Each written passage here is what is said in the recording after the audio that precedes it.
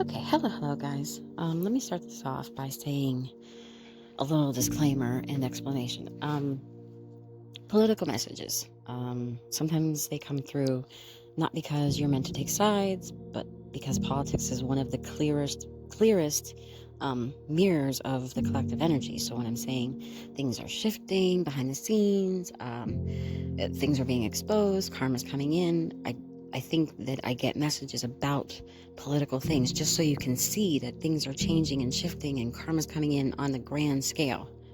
Do you know what I mean? Right now, political themes show up in readings to illustrate like how power dynamics are shifting, how hidden motives are being exposed, and how you know long-standing systems are being challenged. On an energetic level, politics represents authority, control, money, truth, and influence.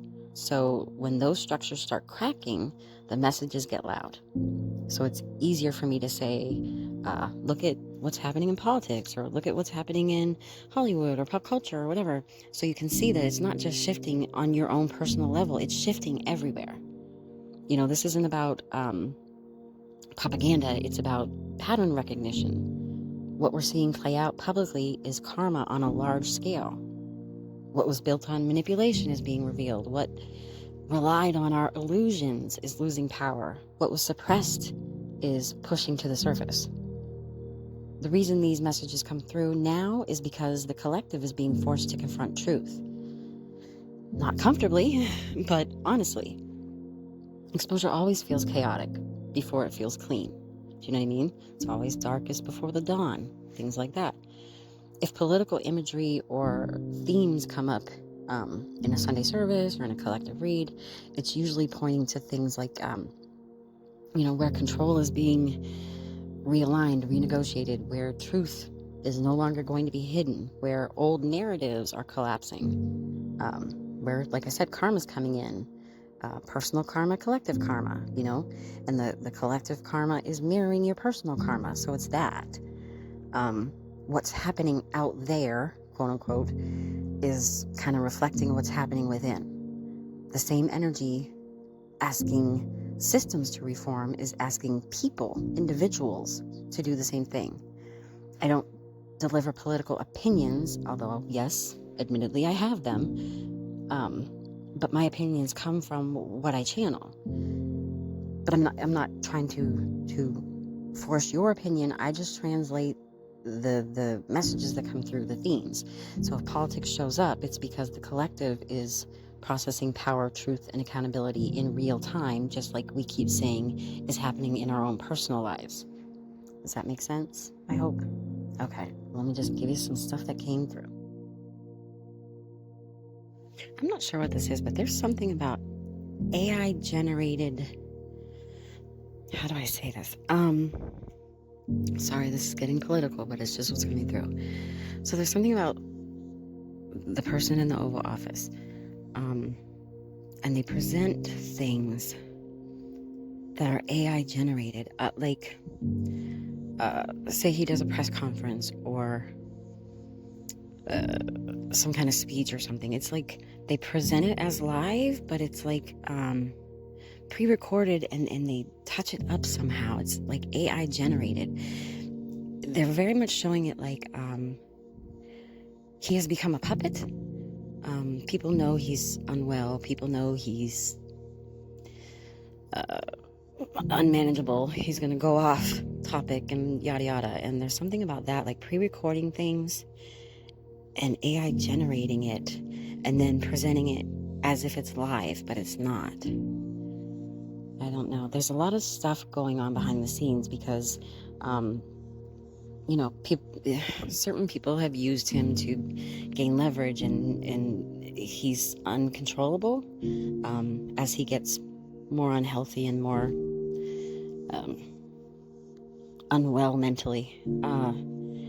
But they're still using him.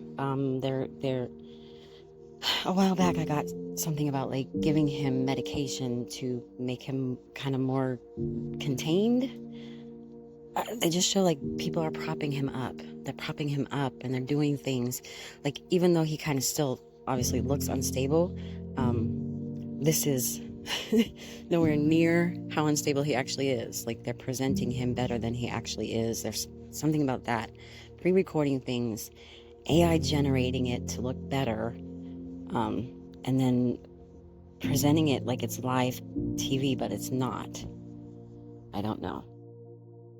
And I'm going to say this, because they're showing me flashes of it. I had a dream a couple days ago about the wife, and that the wife runs off with everything. I don't know what's left, but there's a big issue around once he passes, and he is passing, guys. Well, obviously everybody's going to pass, but he's passing soon. Once he passes, okay, for entertainment purposes only, supposedly, what I always get is she has affairs. He has affairs, she has affairs, they know this. It's an arrangement, you know what I mean? She's not actually in love or attracted to this man. We all know that. But she has like a certain person she's been having an affair with for a long time. And this person is under their employ in some way. But when he passes, she runs off with this person and takes everything. And the other kids, the junior and the daughter and the other son and whatever, they get nothing. And it's like a big thing. It's like detrimental to their lives. She somehow gets everything. Another thing I dreamt a while back, again, entertainment purposes only, something about poison, that she poisons him, like, to handle him. Puts things in his food or drink or something. There's a lot going on there that I don't really ever touch on, but this first of all is not a good marriage, obviously, but there's a lot of darkness in it too. But I'm just passing that along because I did dream it and they just showed me a flash of it now. So okay, hello ladies. Let me preface this by saying everything I'm about to say may not only apply to women, but the way it comes through for me is women, my experience as being a woman, so I am addressing the women this happens to, okay? Let me also say trigger warning, okay? As we're getting through 2025 and done all this work and we're wrapping this up and trying to make that jump into the next level, we got to get deep. We got to talk about some deep stuff. So trigger warning. If you can't hear about things, violence that women have been through and things like that, then this is not for you. However, I would suggest at some point addressing it, because no matter how much work we do, this is still there. The energy of this is still there because nobody really talks about it. I was very happy to see the Me Too movement, but that kind of faded. You have to address it because you're still carrying this energy, okay? Okay, so like two things keep coming up for me. And now I'm starting to see how they're supposed to be blended together. If you've been listening, I've been talking quite a bit lately about animal reactions to our energy. For me, in particular, it's dogs. But it's not just dogs. It's like, for the last month, my backyard has been like the wild kingdom. Chipmunks are coming to me. Birds are coming to me. Animals I don't even know what they are coming to me. It's nonstop outside. But that's because I'm not around anything else. I'm not around horses, or like some of you had some really interesting stories about different animals that I don't really have a lot of experience with. So thank you for that. But I'm getting that this is huge right now. That a lot of people are noticing animals reacting to your energy or the environment or whatever it is.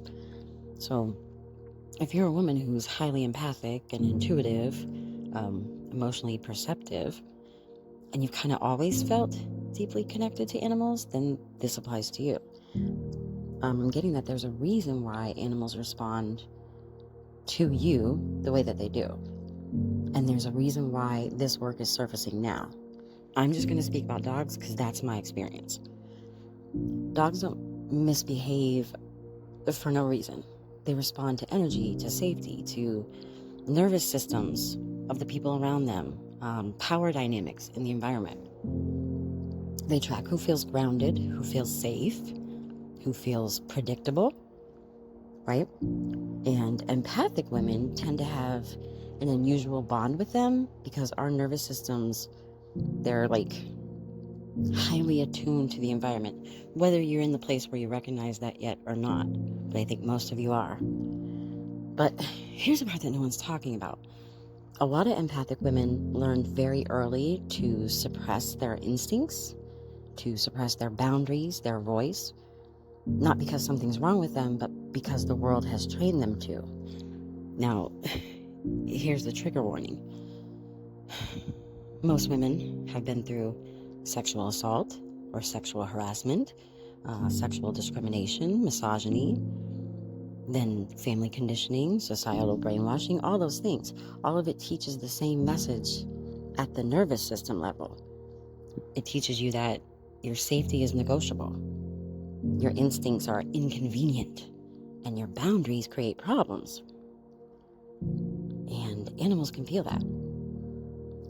None of this is, because you're weak, but because your body learned to stay alert, be adaptable, be accommodating, right? Hyper aware, hyper vigilant, hyper responsible.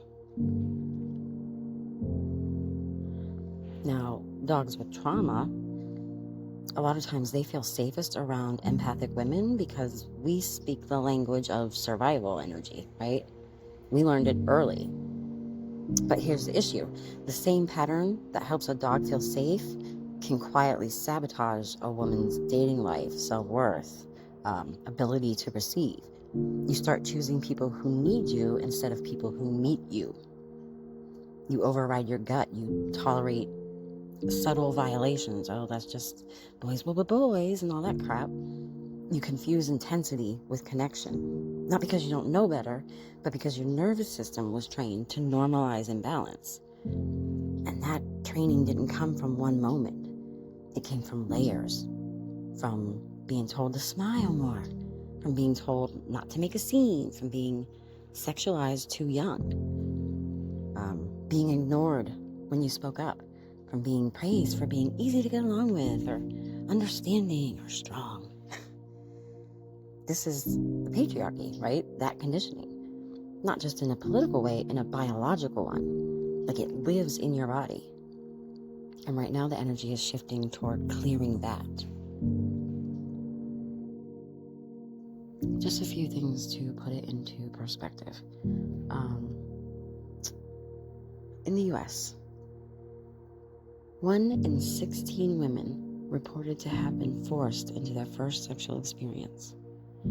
That's a lot. Violence against women globally affects at least 30% of women, and when you include psychological abuse, this raises up to 90% of women.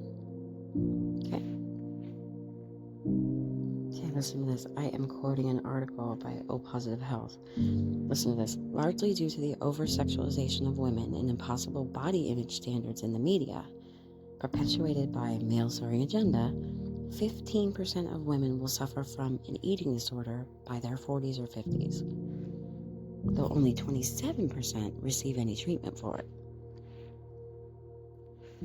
Now, most of you know this because you've lived it, you've experienced it. But let's add to that the trauma, ancestral trauma you carry, things your mom passed down to you, things your grandma passed down to you. But not all ancestral trauma is from generations ago. Some of it was inherited through your experience while you were in your mother's womb, and even your grandmother's womb. That formative time when you're in your mother's womb, whether you consciously remember it or not, that shaped you in a lot of ways, including your DNA, your emotional state, and your psychological health. We are in a collective cycle of shedding old skin, right? 2025, the year of the snake.